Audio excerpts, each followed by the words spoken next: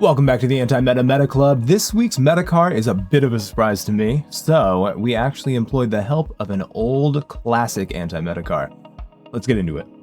The anti-meta car of the week is the Citroën. This car has always been known for its tire saving capabilities, but the 4C is currently better than this has ever been, and unfortunately, it's faster, so what we've got to do is rely on a much better strategy and just better preparation in order to beat it. For the first time in a very long time, the meta car for the time trial is not the meta car for the race itself. Despite not holding the top spot, the Supra is absolutely everywhere on the top 100. I managed to put the Citroën in 76th place, which is the fastest Citroën, which felt pretty good, and I'm going to help you set a fast lap with it too.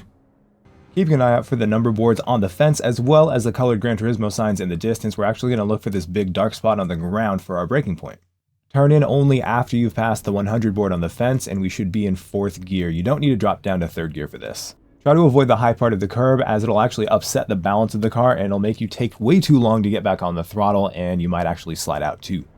Track out as much as you can. As long as 2 tires are touching the colored part of the curb, you are golden.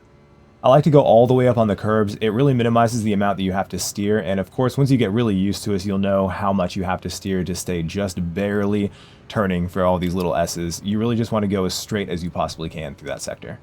I like to make sure I'm aligned with the grass really early so I'm not angled at it whatsoever as I hit the brakes. We're going to look for the 300-foot board, and when we get there, we're going to turn in slightly before braking and brake just gently to get the car to tighten up just a little bit more as we touch the brakes.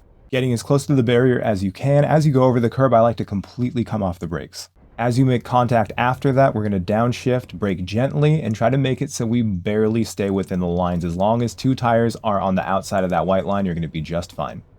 Aiming so your left tires are just barely on the curb, we're going to lift as we hit the curb, turn to the right, and then blip the throttle to get the car to rotate and start turning to the right before we come off the curb.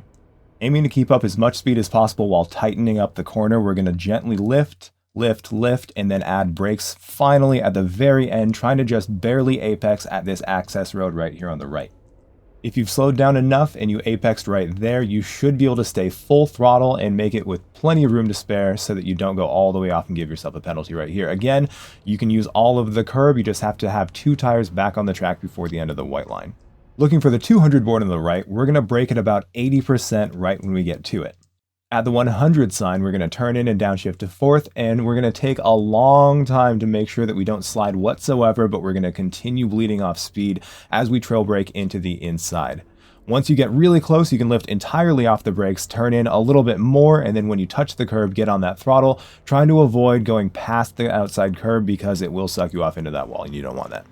Move to the left side of the track. You can see the colored Gran Turismo signs correlate with the number signs on the barrier. That's super helpful. We're going to brake about a half car length before the 100 board.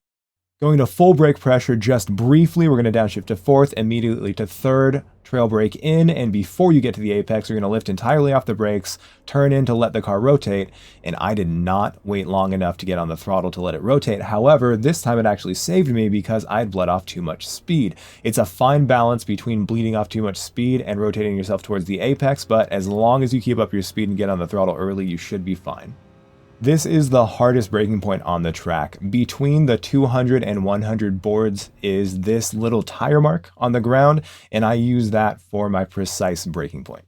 Wait for the 100 board to turn in and keep up a lot of brake pressure in 3rd gear. You want to wait until the car really slows down to start trail braking in. Go all the way up on the curb if you can, but definitely get on the throttle super early. You can track all the way out, making sure only 2 tires are touching the colored part of the curb, and you should be golden. Immediately get to the right side of the track looking for the number boards again, and right before you get to the 100 board, we're going to hit the brakes and only use about 90% pressure. Immediately trail brake in, get really close to the apex, and make sure you let the car rotate off the brakes before you get on the throttle. If you only get understeer, you got to wait longer because when you get back on the throttle, the track kind of evens out, and you're just going to continue getting understeer if you didn't let the car rotate first. Make sure you come back all the way on the track. We're not going to brake for this next corner. Right before we get to the 100 board, we're going to stay full throttle and turn in.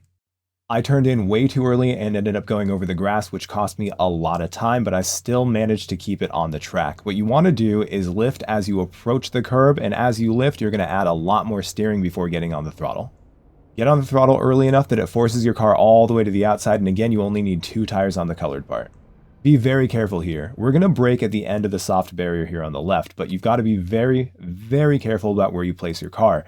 If you're not already completely lined up with the white line, you've got to give yourself space, because as you get on the brakes, you can experience understeer, and that can pull you into the grass, which will send you sideways.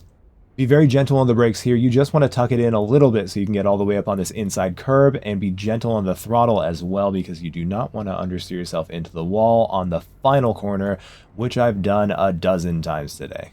One final note, it might actually save you like 1/1000th of a second if you don't shift to 6th here, but I'm not quite sure.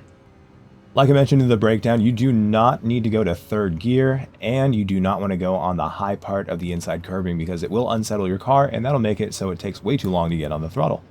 I believe the optimal shift point for this car is somewhere around 90% of the rev bar, but I have revved it out and not lost it a lot of time too, so I don't think it matters too much with this car. Be as efficient as you can through these S's. You want to go pretty much as straight as you possibly can, and I like to tuck it into the right a little bit on the final exit there, just to really shorten the distance. If you find yourself sliding here, you're probably adding too much brake as you go over the curbs. I like to just coast over the curb, at least the very first one, and I do like to deliberately get the car to rotate on the exit.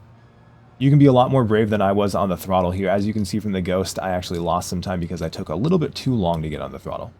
If you understeer at all here, it will probably cost you entire tenths, so be very gentle on the brakes and also be very patient as you get back on the throttle.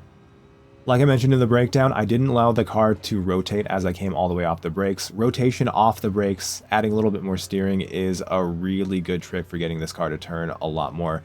So don't be worried about losing too much momentum as you come off the brakes entirely, and add more steering, because it can point you in the right direction, and then you can get on the throttle. You can get on full throttle a lot earlier than if you rotate slower.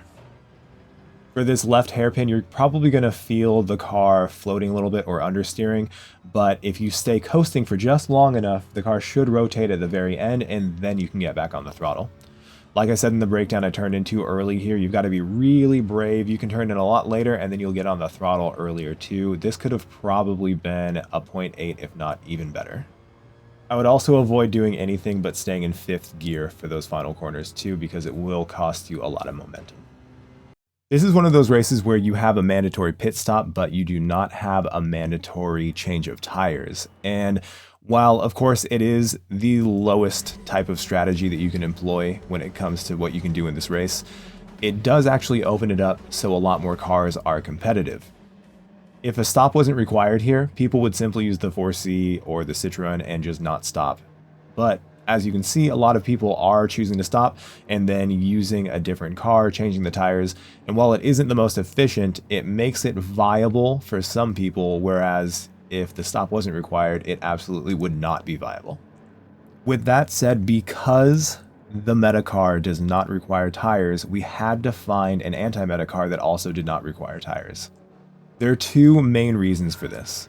The first reason is it costs time to change your tires, and even if it's just 3 seconds, that can actually cost you a position. It can cost you more than a position. As you can see, everyone right now is, within 7 seconds of each other, and it's not unrealistic to see that kind of closeness in a race even deeper into the race.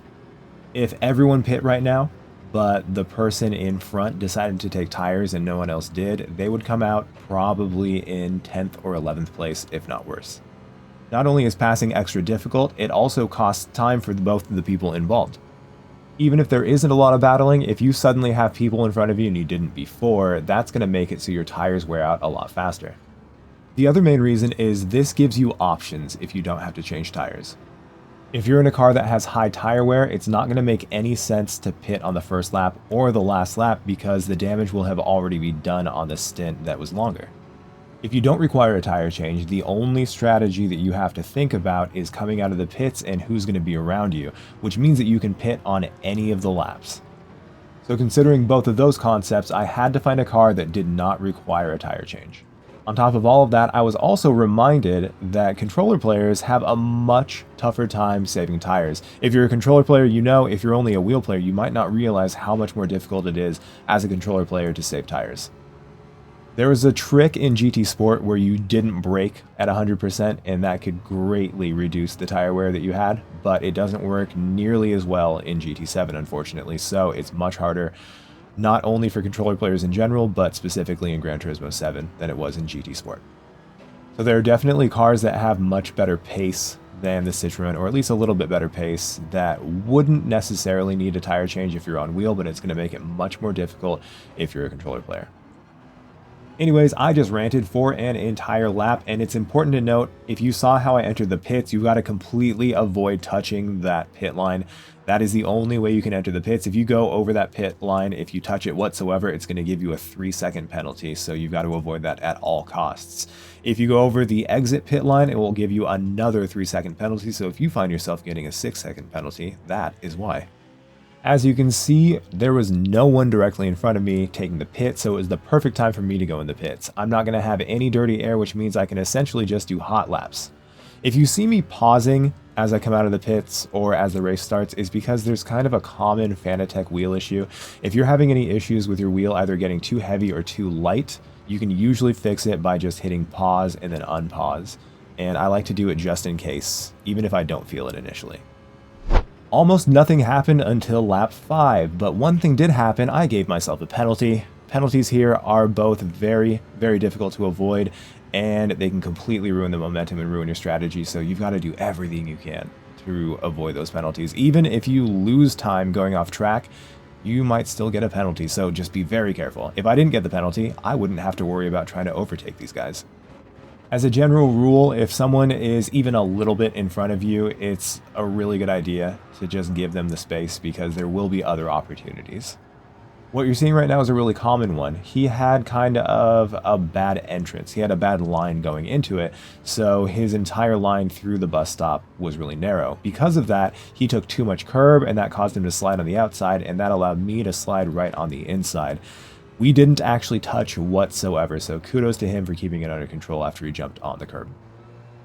And ended up being very lucky for me, because then I didn't have to defend against him trying to attack me, and I could just stay directly on the Jag's tail. I do believe he probably took tires. I'm certain the Jag did. If you're pitting somewhere towards the middle of the race, then you're definitely taking tires. This actually brings me to another point. If you do still find yourself struggling with tire wear, even with this car, what you can do is consider a pit window rather than a specific lap to pit on. If you know that you want to come out without any traffic, you can still choose a range of laps to pit on rather than just one. Splitting it 3 and 6 laps is infinitely better than 1 and 8 laps if you're struggling on tire wear. So consider pitting anywhere between 3 and 6, and you should still be able to manage that tire wear. In what is always a bittersweet thing to consider, the race was pretty much boring, but that's what we want, because boring is usually fast.